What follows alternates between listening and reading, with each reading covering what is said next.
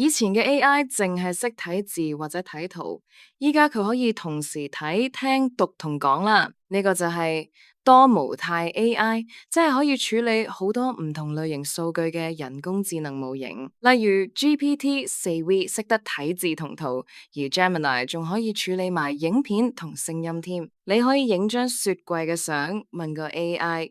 呢啲材料可以煮咩餸啊？或者上傳一張圖表，叫佢幫你分析下個趨勢，真係好方便㗎。佢比純文字 AI 勁好多，因為我哋真實世界嘅資訊本來就係多模態嘅。技術上係點做嘅呢？模型會將唔同類型嘅數據轉化做電腦明嘅密碼，然後將佢哋擺入同一個向量空間。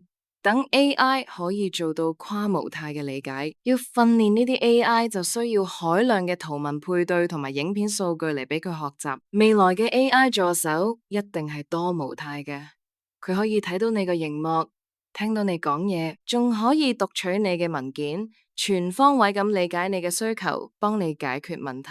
呢個就係通往更自然、更似真人溝通嘅人機互動嘅關鍵一步啦。